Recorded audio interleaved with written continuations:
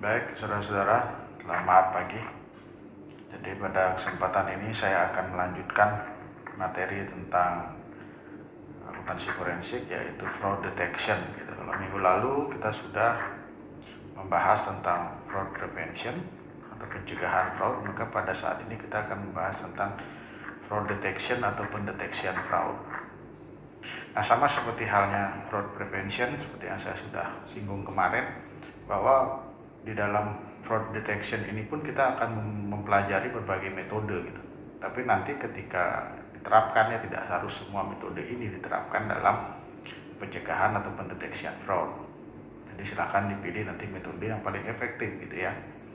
Kenapa demikian? Karena saya akan menugaskan kalian untuk melengkapi tugas FRA kemarin dengan fraud prevention dan fraud detection-nya gitu. Jadi setelah ketemu kemarin apa saja potensi fraud yang ada dalam entitas yang saudara kaji atau amati, nanti silahkan dilengkapi dengan metode fraud prevention dan fraud detection-nya gitu. Dan tentu nanti harus dipilih mana yang kira-kira paling efektif, tergantung dari kondisi perusahaan, mana yang skema fraud yang ada di sana ya disesuaikan nanti prevention dan detection-nya gitu. Jadi tidak harus semua. Nah, itu yang perlu saya ingatkan dulu di awal, Oke, saya langsung saja ya masuk kepada materi. Jadi sebelum kita membahas fraud detection ini secara detail, maka perlu dipahami dulu aksioma dari fraud detection ya, yang disajikan di buku Aaron Singleton ini. Jadi di sana ada aksioma yang pertama, itu aksiomanya adalah lebih baik kontrol yang lemah dibandingkan tidak ada kontrol sama sekali. Itu aksioma pertama. Jadi aksioma itu adalah sesuatu asumsi yang tidak perlu diuji kebenarannya gitu, karena dia sudah dinyatakan benar gitu ya. Karena memang benar kalau kontrol yang lemah itu lebih bagus dibandingkan nggak ada kontrol sama sekali. Jadi dalam pendeteksian fraud akan lebih mudah mendeteksi sesuatu yang ada kontrolnya daripada sesuatu yang tidak ada kontrol sama sekali. Karena kalau nggak ada kontrol berarti nggak ada data gitu. Gimana kita bisa mencegah kalau data nggak ada? Kita tidak akan menemukan fraudnya kalau datanya nggak ada, buktinya nggak ada jadinya kan. Contoh kita bilang di perusahaan ini ada korupsi, datanya mana? Nggak ada kalau kontrol itu nggak ada, karena kontrol itu kan terkait dengan sistem pengendalian. Nah, sistem pengendalian kan terkait dengan dokumen pengendalian yang ada di sana kan. Jadi aksioma yang pertama ya seperti yang saya sudah sampaikan, yaitu lebih baik kontrol yang lemah daripada tidak ada kontrol sama sekali. Nah, yang kedua, aksioma kedua yaitu lebih sering dideteksi oleh tindakan reaktif.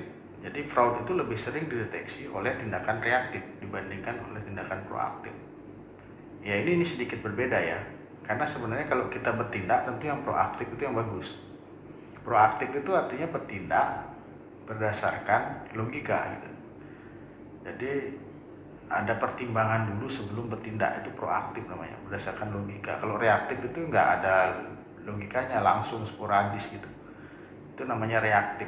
Tapi kalau dalam pendeteksian fraud itu justru yang reaktif itu lebih bagus dibandingkan dengan proaktif gitu. Nah, itu yang disampaikan di aksioma. Jadi ada benernya juga. Jadi kalau kita mau mengungkap suatu fraud nggak perlu banyak prosedur tetek bengeknya, karena justru itu akan membuat si pelaku cepat lari gitu kan, bukti cepat dibuang, bukti cepat disembunyikan gitu.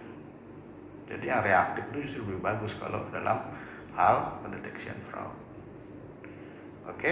Nah itu yang kedua ya aksiomanya. Kemudian yang ketiga, fraud itu lebih sering dideteksi oleh intuisi atau kecurigaan, tetapi dia malah paling sering dideteksi oleh metode deteksi yang efektif.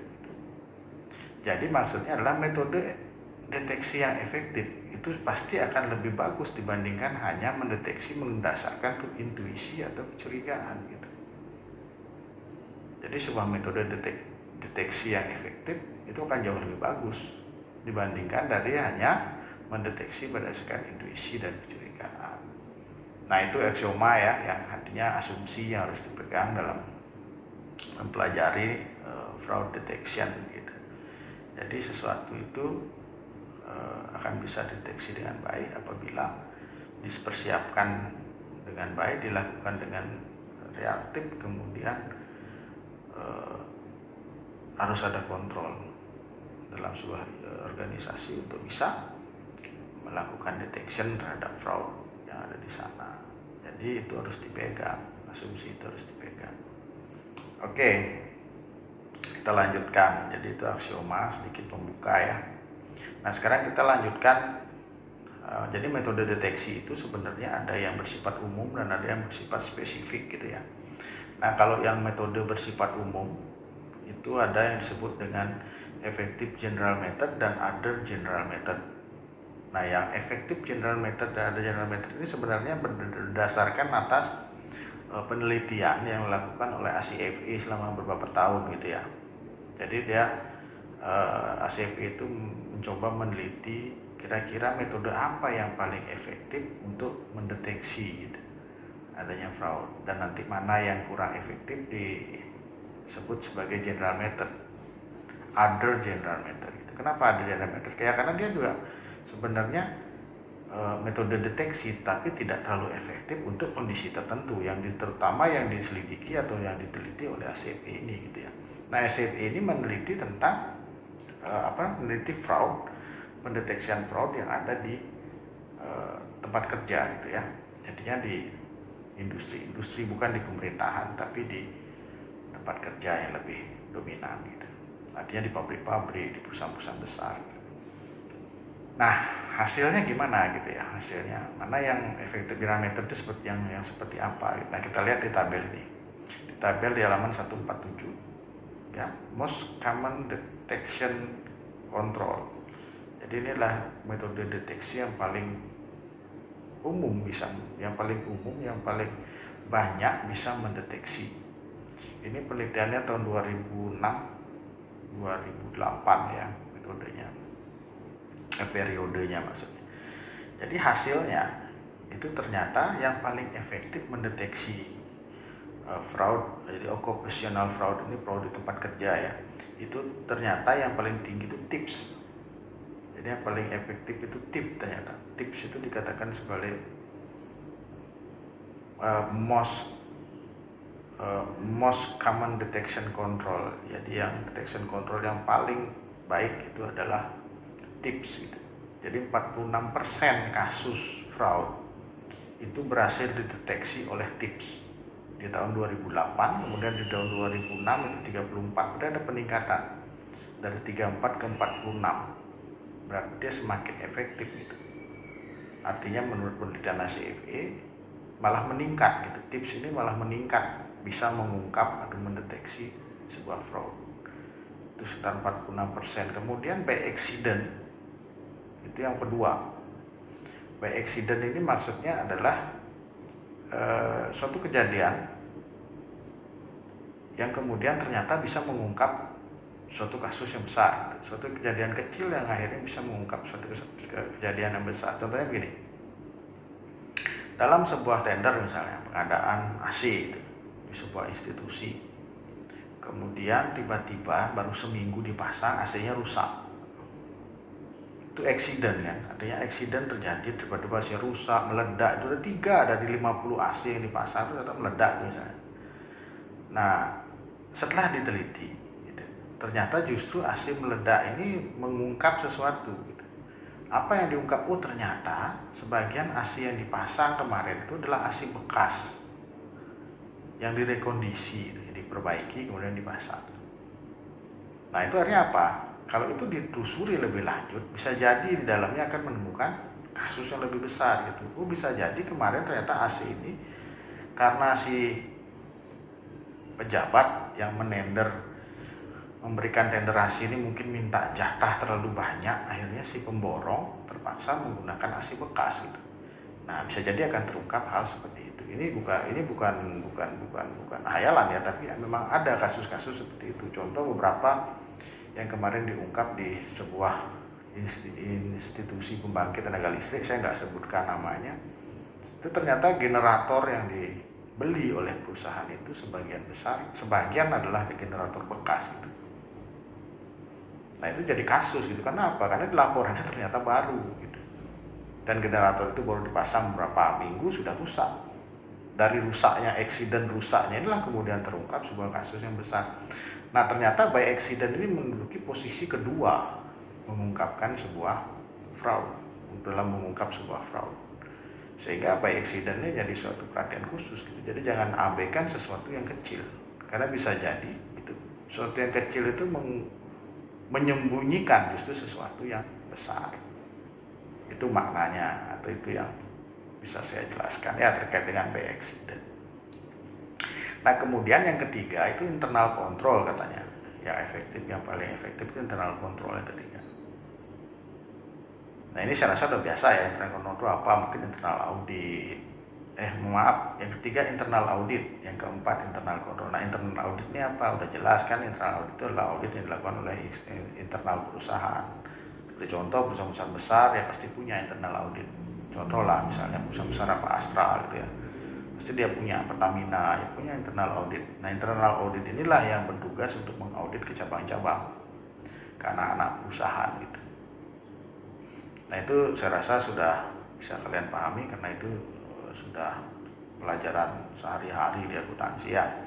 Kemudian internal control yang keempat. Internal control udah jelas, sistem pengendalian internal itu bisa mendeteksi terjadinya fraud. Karena tadi ada pemisahan wewenang, kemudian ada rotasi, kan gitu. Internal control itu kan mengharuskan adanya rotasi. Bisa jadi ketika rotasi itu justru mendeteksi fraud gitu. Jadi orang yang dulunya duduk di sana digantikan orang lain. Nah orang lain yang menggantikan ini kemudian kebetulan dia punya integritas dan idealisme yang bagus, kayaknya dia bisa mengungkap bahwa kemarin yang menduduki posisi itu ada berbuat curang misalnya.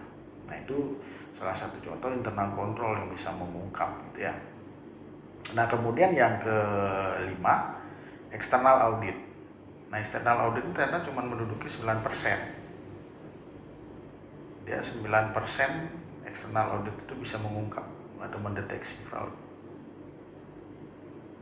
Kenapa? Ya karena internal audit ini, external audit ini kan dilakukan oleh pihak eksternal ya, yang mungkin tidak secara 100% bisa melakukan prosedur audit dengan lengkap gitu. Paling melakukan kadangkala gitu, eksternal audit itu hanya melakukan audit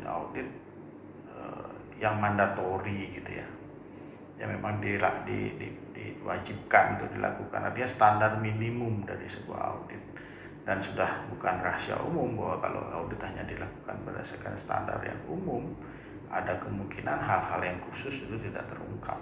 Audit tidak bisa terungkap di audit kalau dia hanya mengandalkan audit minimal gitu, artinya menggunakan standar yang minimal.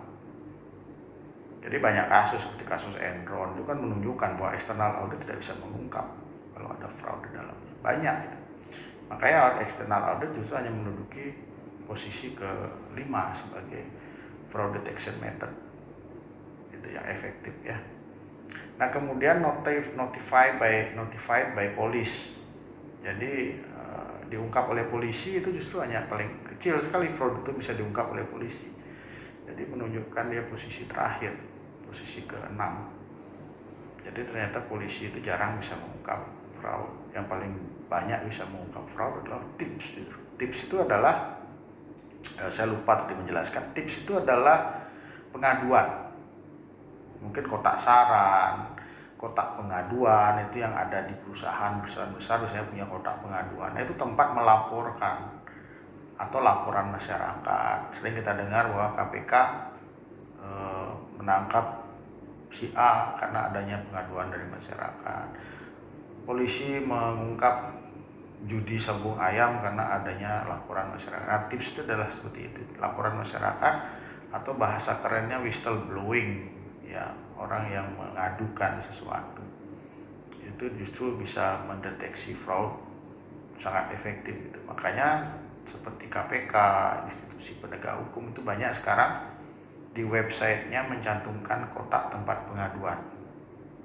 Kalau nggak salah di pojok kiri, pojok kanan tulisnya ada deh, kotak pengaduan. Jadi kalau ada masyarakat yang ingin mengadukan proses kasus-kasus tertentu, itu silahkan diadukan di situ, tentu dengan bukti-bukti yang cukup dan kuat gitu ya. Dan identitas pelapor juga harus cantumkan. Nah itu ternyata yang paling efektif gitu ya. Oke, kemudian kita lanjut sekarang. Tadi yang umum ya, yang umum, detection method yang umum, yang efektif. Sekarang yang spesifik. Nah kalau yang spesifik ini ada beberapa, dan dia biasanya didasarkan kepada skema fraudnya gitu. Yang spesifik. Nah contoh lah misalnya di sini kita lihat specific detection method untuk financial statement scheme misalnya. Untuk financial statement scheme itu kira-kira efektif diungkap oleh metode apa gitu kan. Oh ternyata kalau financial statement scheme itu lebih mudah diungkap oleh yang pertama. Fraud itu akan lebih bisa diungkap dengan metode apa? Pertama, financial auditor application. Jadi kalau mau mendeteksi statement scheme itu akan lebih bagus kalau menggunakan aplikasi auditor, gitu, aplikasi audit ya. Aplikasi audit ini ada banyak, gitu, ada banyak di pasaran juga ada banyak. Tapi kalau perusahaan-perusahaan konsultan besar, apalagi konsultan internasional gitu ya, mereka biasanya punya aplikasi khusus gitu, yang biasanya dibeli di negara-negara negara-negara yang memang memiliki keahlian teknologi di bidang data analisis gitu ya, seperti misalnya Israel itu. Nah, banyak tuh software di Israel mungkin yang memiliki kemampuan untuk mendeteksi kecurangan. Dia bisa menganalisa data dan bisa mengcombine data, bisa melakukan analisis secara datanya secara parsial atau secara kombinasi, lintas tahun, lintas waktu, ya macam-macam. Jadi dia bisa membandingkan semua data gitu. Bahkan ada yang bisa mendeteksi orang, bisa mendeteksi siapa ada di mana ketika jam sekian gitu. Jadi sudah demikian canggihnya aplikasi-aplikasi untuk memantau kejahatan finansial gitu ya. Nah itu tadi yang pertama adalah aplikasi audit. Aplikasi audit ini tentu sudah banyak juga ya di pelajaran audit. Mungkin kalian sudah mendapatkan informasi tentang aplikasi audit. Nah ini juga metode efektif ya untuk mendeteksi fraud di financial statement scheme ya. Yang kedua analisis horizontal, analisis vertikal. Nah ini analisis tren biasanya, atau analisis rasio gitu, rasio analisis itu juga efektif. Kenapa? Karena dia bisa membandingkan, misalnya dibandingkan data penjualan dengan data stok. Ternyata penjualannya tinggi kelihatan, tetapi stoknya nggak berubah-ubah. Misalnya stoknya kok tetap tidak pernah berubah, tidak ada mutasi stok, tapi kok penjualan naik. Nah ini kan contoh analisis vertikal gitu ya. Nah kalau analisis horizontal itu membandingkan mungkin penjualan tahun A dengan tahun B, itu yang vertikal. Yang horizontal. Nah itu untuk melihat trennya misalnya. Nah kalau ada trennya jomplang, aneh gitu kan, atau tiba-tiba tinggi atau tiba-tiba drop turun, ini ada apa gitu. Nah jadi analisis vertikal horizontal ini efektif juga untuk melihat apakah terjadi fraud di laporan keuangan. Nah itu salah satu contoh metode yang bisa mendeteksi fraud di laporan keuangan. Nah yang ketiga rasio analisis itu jelas, quick ratio, current ratio, yang gitu-gitu kan, itu sudah bisa dilihat juga. Jadi gimana current rasionya, tiba-tiba misalnya anjlok di bulan A, karena current ratio bisa dibuat per bulan juga bisa ya. Lihat ternyata di bulan B turun drastis, di bulan A naik, apa yang terjadi, itu kan bisa dianalisis lebih lanjut gitu.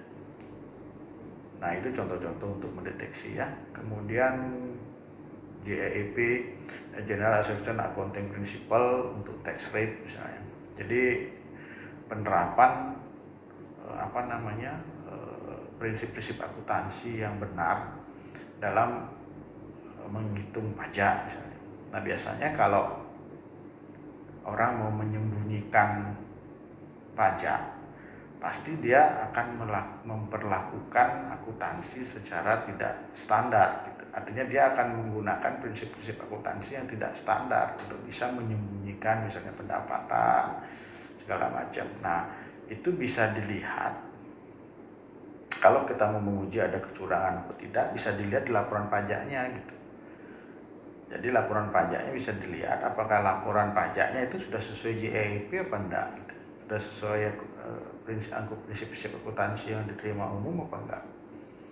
Nah itu bisa untuk mengecek. Biasanya kalau untuk pajak mereka pasti, kalau yang curang nih untuk pajak pasti menggunakan teknik pembukuan yang berbeda daripada yang komersial itu biasanya. Nah jadi untuk mendeteksi bisa dilihat dari JEP pajaknya gitu. Nah, itu udah biasa terjadi yang bahwa pajak beda itu zaman-zaman dulu sampai zaman sekarang juga masih ada fraud-fraud yang seperti itu. Nah kemudian yang berikutnya itu background check. Nah untuk mendeteksi kecurangan atau mencegah kecurangan laporan keuangan itu bisa dilakukan background check. Background check itu maksudnya meneliti latar belakang pegawai, terutama pegawai-pegawai eksekutif ya. Jadi kalau mau merekrut manajer baru misalnya itu backgroundnya harus dicek, karena harus tahu gitu dia ini dari perusahaan mana sebelumnya, kemudian dia pindah ke perusahaan kita karena apa gitu. Apakah tidak nanti dia memang dipecat di sana karena biasa memalsukan laporan keuangan gitu, ataukah mungkin dia sengaja justru ingin menjebak perusahaan kita untuk dibuatkan laporan palsu sehingga perusahaan kita bermasalah karena adanya persaingan. Mungkin dia memang sengaja pindah karena persaingan gitu, atau memang sengaja dibayar untuk mengacaukan di perusahaan kita. Nah ini backgroundnya harus dicek gitu. Karena tidak tertutup kemungkinan justru orang ada pegawai yang sengaja diperintahkan untuk menyusup ke perusahaan kita oleh perusahaan pesaing. Ada kemungkinan seperti itu. Makanya background check ini penting. Itu juga bisa mendeteksi atau mencegah kecurangan. Nah kemudian yang terakhir itu untuk financial statement scheme ya, yang terakhir itu external audit maintaining a professional skepticism on the client. Nah jadi yang perlu dilakukan untuk bisa mengefektifkan yang namanya fraud detection itu salah satunya adalah meningkatkan profesionalisme, skeptisme profesional gitu. Artinya tingkat kepekaan intuisi dari external audit itu harus ditingkatkan juga untuk bisa mendeteksi fraud. Kenapa? Kalau misalnya skeptismenya itu rendah, jadi kecurigaannya rendah ya, atau dia gampang dimanipulasi oleh klien, itu akan menyebabkan dia akan kesulitan untuk bisa mendeteksi fraud. Contohnya begini, saya seorang auditor yang skeptismenya rendah, tingkat kecurigaannya rendah gitu. Biasanya kalau yang skeptisme rendah itu masuk ke perusahaan, disuguhi sesuatu langsung percaya gitu. Nah, perusahaan itu yang skeptisme rendah. Kenapa? Apalagi dia lihat perusahaannya besar. Oh Pak, kami perusahaan gini besar nih Pak, kita jamu makan malam yang wah gitu misal. Ini Pak saya kasih bingkisan. Nah, skeptismenya rendah mungkin akan terpengaruh dengan cerita-cerita bohong atau cerita-cerita yang dibumbui gitu ya oleh klien. Tetapi kalau dia misalnya memiliki skeptisme yang tinggi, artinya skeptisme itu selalu curiga gitu. Lalu dia juga, tapi curiganya yang bertanggung jawab ya, yang beralasan, bukan artinya curiga sekedar curiga gitu, enggak, tapi curiga profesional gitu. Wah ini perusahaan ini kok jamu saya seperti ini, apa maksudnya ya gitu. Kalau kemudian jamu yang berlebihan sebagai seorang auditor, pasti akan curiga seharusnya, bukan malah akan senang gitu, tapi harus curiga gitu. Atau kalau kata disajikan laporan berbelit-belit gitu, minta laporan ini lama sekali, minta laporan itu lama, dia alasannya komputernya lagi rusak segala macam. Nah seorang auditor harusnya skeptis gitu. wah ada apa ini, itu langsung, bukannya oh iya mesti ngeprint dia komputernya rusak katanya langsung percaya seperti itu, ya udah, itu berarti skeptismenya rendah gitu. Itu yang nggak boleh. Jadi auditor yang benar itu skeptismenya harus tinggi sehingga dia bisa mendeteksi fraud dengan baik. Oke. Nah sekarang kita lanjut lagi. Kalau tadi financial statement scheme, sekarang asset misappropriation scheme. Jadi skema penyalahgunaan aset. Nah bagaimana cara mendeteksi apabila ada skema penyalahgunaan aset ini? Ya memang skema penyalahgunaan aset kan ada banyak ya jenisnya ya, mungkin cara mendeteksinya beda-beda sih sebenarnya. Kalau dia misuse apa skemanya gitu ada, nanti silakan kalian pelajari ya. Kalau dia misalnya temper check apa gitu, ini saya hanya membahas secara umum saja. Kalau yang detailnya silakan nanti saudara baca lagi di buku secara detail. Nah misalnya asset misappropriation scheme ini salah satunya misalnya yang bisa dilakukan untuk mendeteksi adalah memisahkan gitu ya antara orang yang menerima laporan bank atau bank statement, antara orang yang membuat cek, antara orang yang mencatat piutang, itu diusahakan terpisah dengan ada yang pemisahan dan rotasi gitu. Jadi poin 1 dan poin 2 ya, ada di pemisahan wewenang, kemudian ada rotasi. Ini diharapkan bisa mencegah dan mendeteksi apabila terjadi fraud. Kenapa? Seperti yang saya sudah ungkap tadi, kalau orang yang dirotasi kan semua orang tidak tentu memiliki idealisme yang sama gitu ya. Ada yang idealismenya rendah, ada yang idealismenya tinggi. Dengan adanya rotasi ada kemungkinan gitu. Apabila ada fraud yang dilakukan oleh pegawai terdahulu, pegawai baru ini akan mengungkap. Gitu. Atau sebaliknya. Jadi bisa pegawai lama digantikan lagi dengan pegawai lama tapi dari bagian yang lain, bisa jadi dia akan mengungkap. Apalagi kalau dia misalnya si A dulunya diganti oleh musuhnya gitu, bisa jadi malah diungkap gitu. Tapi kalau A diganti dengan tidak diganti-ganti, misalnya dia aja sudah sampai berpuluh-puluh tahun jadi kasir di situ, jadi tukang tulis cek gitu misalnya bertahun-tahun, bisa jadi berpotensi untuk adanya fraud gitu ya. Nah, sehingga rotasi pegawai dan pemisahan fungsi itu sangat penting dalam mendeteksi aset misappropriation scheme.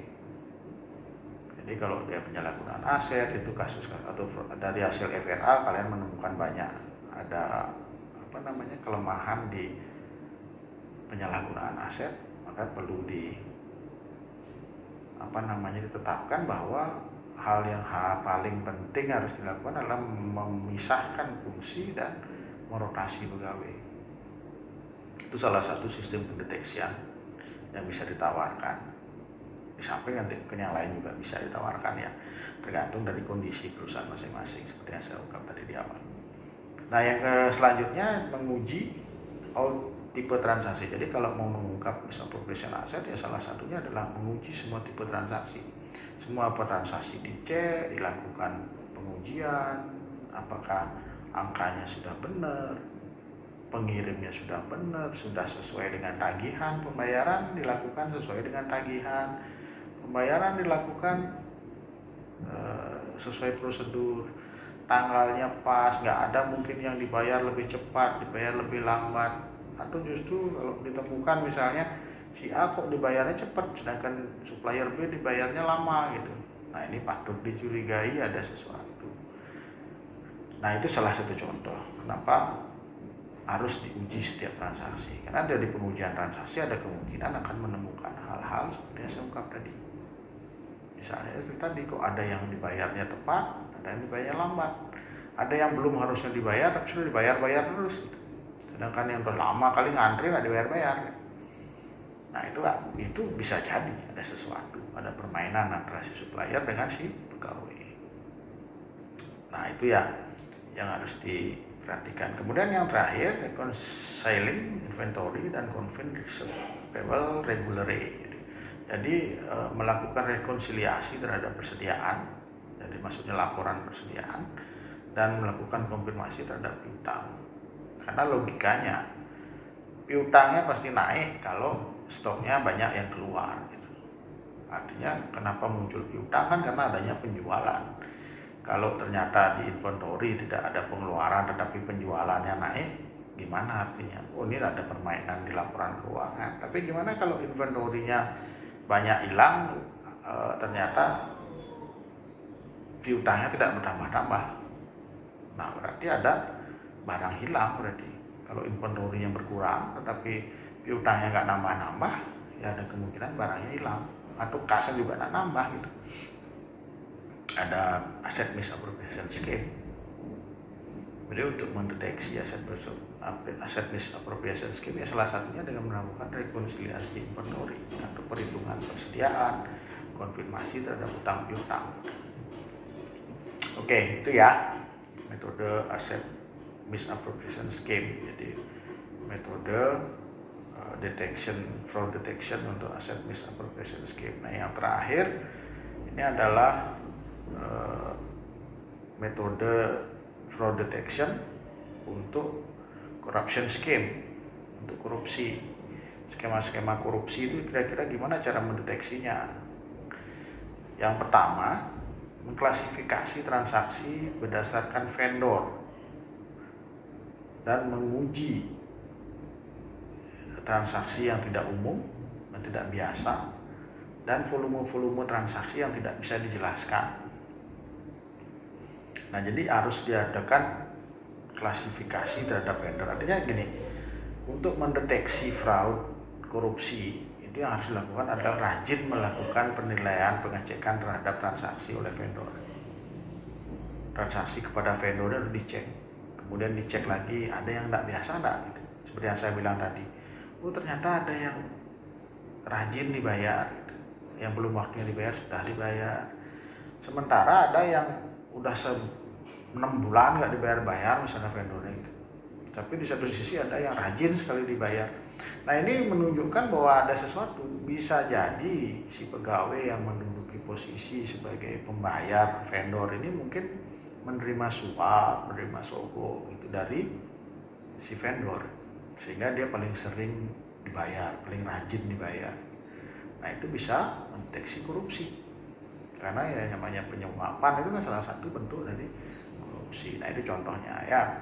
Nah, itu tadi yang pertama, jadi melakukan klasifikasi transaksi by vendor. Kemudian yang kedua, melakukan investigasi random kepada setiap vendor. Jadi perlu sekali-sekali diinvestigasi vendornya, diteliti gitu. Ini vendor ini ada hubungan enggak dengan karyawan? Oh, ini ada hubungan enggak dengan pemilik, pemegang saham gitu. Jadi perlu diinvestigasi sekali-sekali. Kenapa? Karena biasanya indikasinya akan kuat ada permainan apabila dia memiliki hubungan istimewa tadi. Jadi korupsi itu akan sangat mungkin dilakukan apabila vendor itu memang ada main dengan orang dalam gitu. Nah, sehingga itu harus diinvestigasi secara terus-menerus. Jadi acak lah, misalnya sebulan ini dipilih, coba kita pilih 5 vendor, kira-kira ada main enggak dia, ada hubungan enggak dia dengan orang dalam, ada hubungan dengan pegawai gitu. Dicek. Jangan sampai nanti semua pemenang tender itu si vendor adalah merupakan orangnya orang dalam. Kalau itu terjadi berarti ada kemungkinan perusahaan banyak rugi gitu. Kenapa? Karena kalau dia melalui perantara orang dalam itu biasanya kan ada komisi yang harus dibayar. Otomatis berarti kan perusahaan harus membayar lebih mahal dibandingkan dia direct vendor gitu, vendor langsung yang tidak ada kaitannya dengan orang ketiga gitu kan. Jadi kayak Pertamina itu dulu, ingat nggak ceritanya bahwa banyak rugi karena dia harus menjual minyak melalui pihak ketiga. Yang ternyata pihak ketiganya adalah monopoli gitu, mendapat hak monopoli untuk mengimpor dan mengekspor minyak. Ya, Pertamina jadi rugi karena dia harus melalui tangan pihak ketiga. Lebih mahal pasti dia beli minyak jadinya kan. Minyak mentahnya dijual murah, minyak jadinya dibeli lebih mahal gitu. Sehingga akhirnya rugi terus Pertamina. Nah, itu contoh ya. Contoh yang sederhana yang bisa sampaikan. Mungkin kalau detailnya tidak sesederhana itu, tapi ya seperti itulah kurang lebih gitu ya. Nah kemudian yang ketiga, review kontrak dan approval. Nah ini harus direview terus kontrak-kontrak, persetujuan terhadap kontrak, ini harus dicek. Jangan sampai ada kontrak yang tidak melalui tender gitu kan, ternyata persetujuan tidak melalui tender. Ada yang penunjukan yang tidak melanggar prosedur misalnya, ya kalau memang boleh menunjuk ya silakan, tapi tetap aja biasanya kalau penunjukan pun harus ada penyandingnya, harganya, sebagainya. Jangan sampai persetujuan dan kontrak ini tidak melalui prosedur-prosedur, itu harus dicek. Kemudian yang selanjutnya, verifying the authenticity of vendor. Jadi menilai atau meneliti keabsahan dari vendor.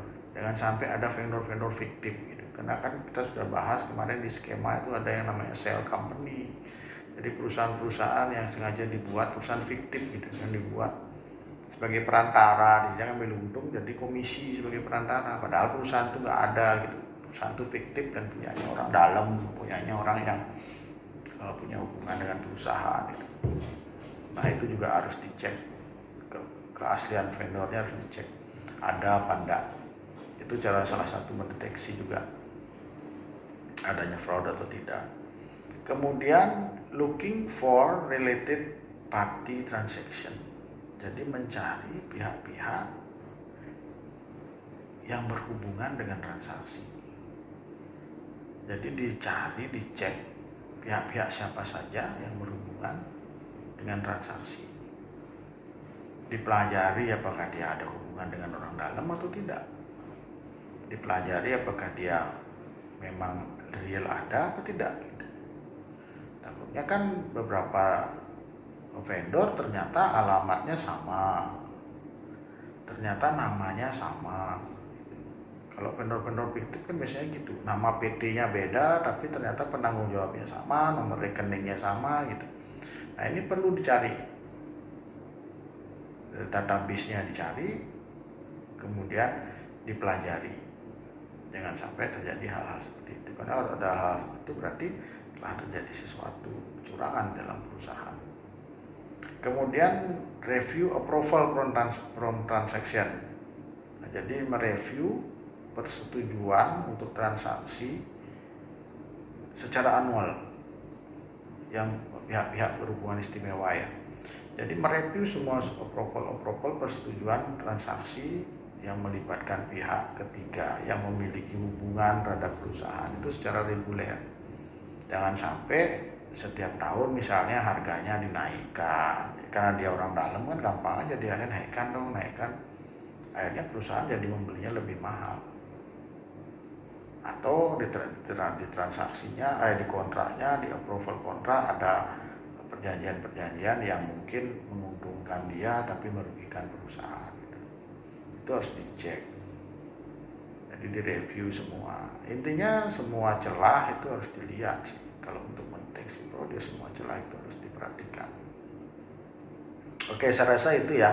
Itu secara umum yang bisa saya sampaikan. Nanti hal-hal detail atau skema-skema yang detail gitu, silakan kalian baca lagi di buku apa kira-kira yang efektif untuk mendeteksi fraud untuk skema-skema tertentu yang sifatnya detail umum.